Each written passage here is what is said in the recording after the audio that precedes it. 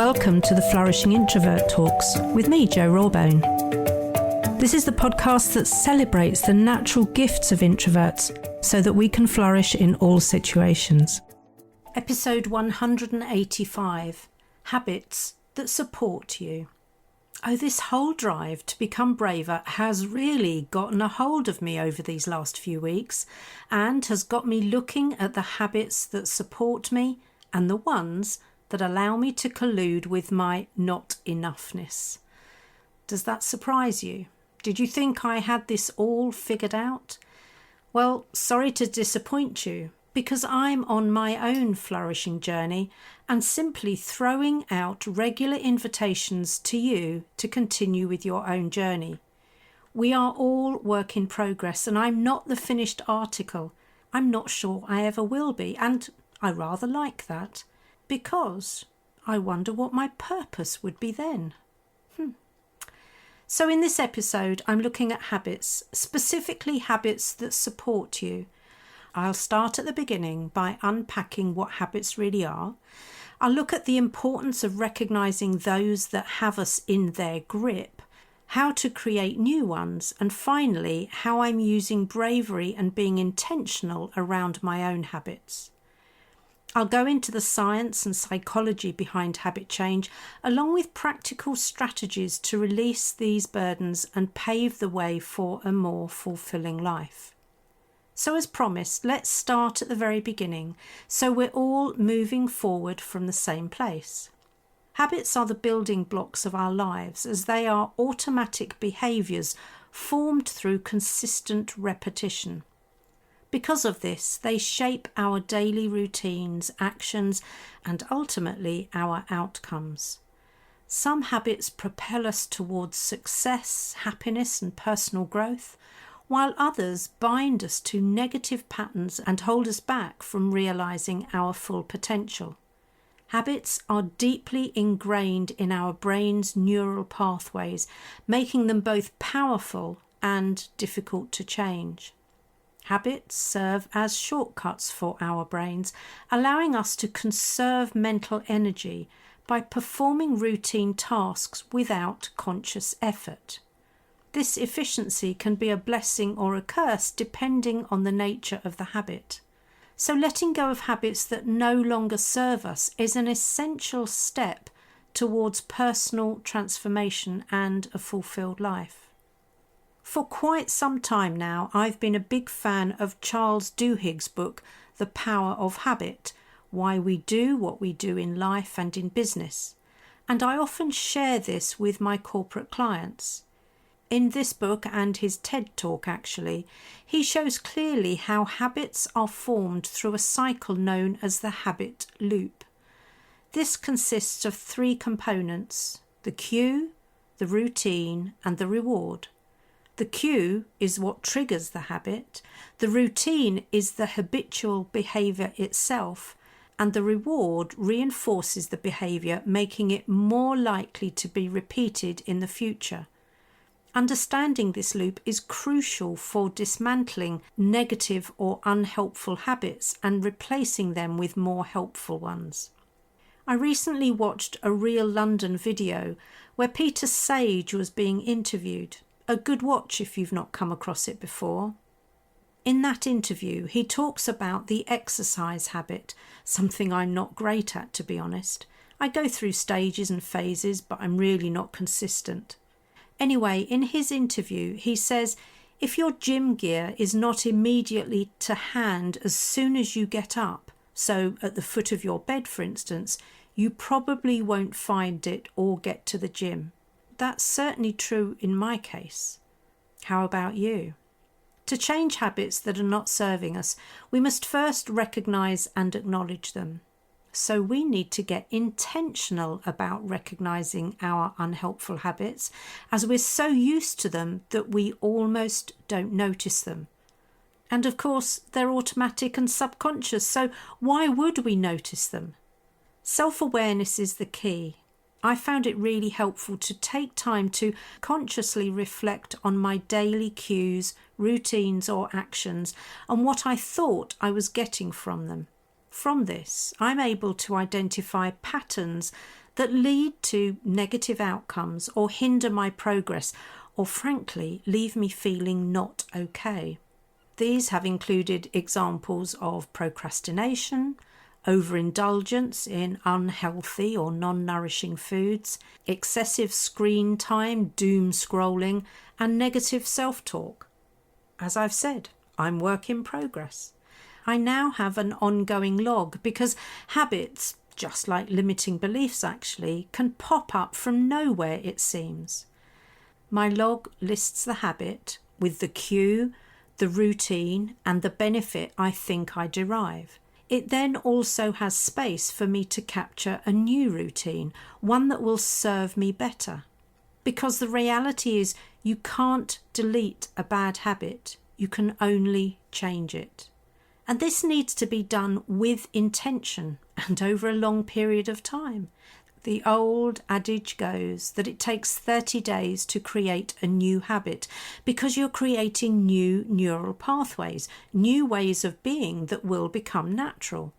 What we're working with is the brain's remarkable ability to reorganize and adapt, which is known as neuroplasticity. This phenomenon enables us to reshape our neural pathways by consistently practicing new behaviours. As you work to change a habit, your brain forms new connections that become stronger over time. Eventually, the old pathways associated with the unwanted habit weaken and fade. Think of it like straying from a well-trodden path out in nature and choosing to walk through thick undergrowth instead. Unless you do that regularly and probably daily, your new path will grow over quite quickly and you'll be drawn back to the old path because you're so familiar with that. Embracing neuroplasticity empowers you to break free from the chains of old habits and create new positive pathways. So it takes intention, effort, persistence, and often a smidge of bravery. Doing new things or doing things differently frequently need us to be braver, both to start and to continue. And I hate to be the bearer of bad news, but there is recent research suggesting it takes up to 245 days, not 30, to create a new habit. That's probably why so many diets or new ways of eating aren't sustained. So becoming aware of my habitual ways of being is a starting point for transforming my unhelpful habits whilst making sure I maintain and reinforce the ones that will serve me well.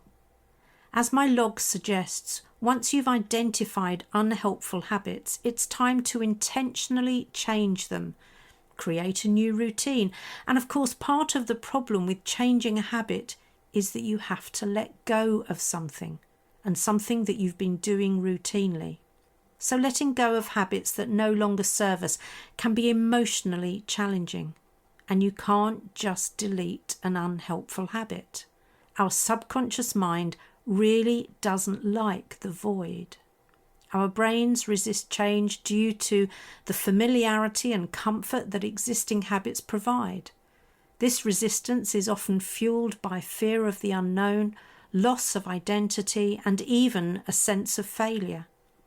It's important to acknowledge these emotions without judgment. Remember that change is a natural part of personal growth and should be embraced as an opportunity for positive transformation. So let's look at strategies for habit change.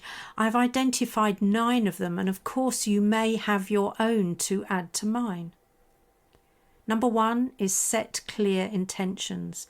Clarify your reasons for wanting to change, whether it's about demonstrating your potential, boosting your productivity, or enhancing your working relationships. Having a clear purpose will motivate you to stay committed.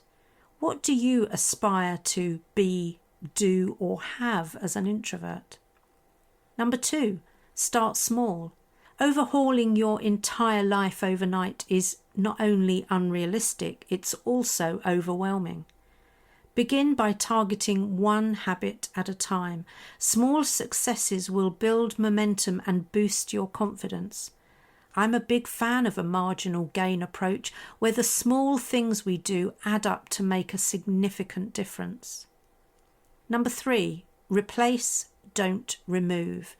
Instead of focusing solely on breaking a habit, remember you can't just delete a habit. Direct your energy towards replacing it with a more helpful alternative. For instance, if you're trying to reduce screen time, replace it with reading a real book, going for a walk, or engaging in a creative hobby. I love knitting, sewing and cross-stitch, and have just planned a sewing day with a great friend and mentor of mine. That will certainly help me find an alternative to the screen time habit. Number 4, modify the environment. This is about altering your surroundings to support your desired changes. If you're aiming to be more organised so you work fewer overtime hours, file stuff regularly. Put your phone in a drawer whilst you're doing important work so you don't get distracted, and keep your desk clear. It also helps to have a clearly prioritised to-do list to hand. All of these things reduce the likelihood of falling back into your old habits. Number 5, use positive reinforcement. Reward yourself for making progress by celebrating milestones, whether big or small. Positive reinforcement strengthens the connection between the new behaviour and the reward, making the new habit more likely to stick. And don't rely on an external source for this validation. Internal validation and reinforcement is way more powerful. Number 6, be mindful. This involves being really present in the moment and observing your thoughts and emotions without judgment. This practice can help you become more aware of the triggers or cues that kick off your unhelpful habits. This gives you the choice to intervene before the old routine is deployed. Number 7, social support. Share your goals or your intentions with friends and family if they're understanding, and or with a support group. I am so grateful for my support network as they encourage, challenge and support me whilst holding me accountable, and that increases my chances of success. There is plenty of research showing that we're far more likely to do something we've thought through, written out and shared with someone we respect. So build yourself that support network of people you respect. Number 8, visual reminders. This is about using visual cues to remind yourself of your new habits. Post sticky notes, create digital reminders, or set alarms to prompt you to engage in your new desired behaviour. With my recent drive to become braver, I now have on one wall the old wartime image of the young woman wearing a headscarf, sleeves rolled up and flexing her muscles. It's a gentle, light-hearted nudge for me to show up bravely. Finally, number 9, embrace failure as learning. This is about experimentation, and things won't go perfectly every time. Slip-ups, mistakes and errors are a natural part of habit change. Instead of viewing them as failures, see them as opportunities to learn so that you can refine your approach. My relapse prevention strategies are useful here because if I'm able to predict when I might be tempted to deviate from my new habit, I can have a plan ready to deploy. This usually saves the day, allowing me to analyse what triggered the setback and adjust my strategy accordingly. Changing habits is not an overnight process, as we've already heard, and whether it takes 30, 66 or 245 days for a new behaviour to become automatic, you're going to need patience and persistence. Given this, be really clear on why you're committed to changing your habits, as knowing your why and ensuring you have a growth mindset will make all the difference. Other authors like James Clear in his book Atomic Habits have shared their journeys of overcoming challenges through habit change. Clear's book offers a comprehensive guide to building and sustaining positive habits whilst eliminating the detrimental ones. The actionable strategies that he includes are backed up by scientific research, so more likely to be effective too. His 4 laws of behaviour change are a simple yet effective set of rules we can use to build better habits. His 4 laws are 1. Make it obvious. 2. Make it attractive.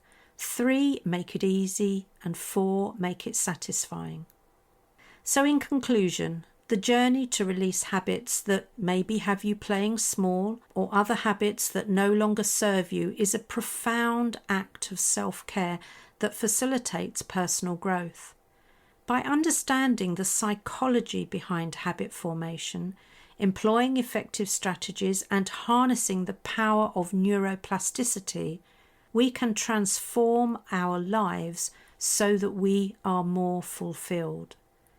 Letting go of negative habits opens the door to new opportunities, enhanced well-being, and the realization of our true potential. Remember, change is not a linear path. It's a dynamic process that requires patience, self-compassion, a little touch of bravery, and the unwavering belief that you have the power to shape your own destiny. If you enjoyed this episode as much as I did, then please subscribe, rate us, and leave a comment, because we know that helps other people find the podcast. And if other people find us, other introverts can flourish.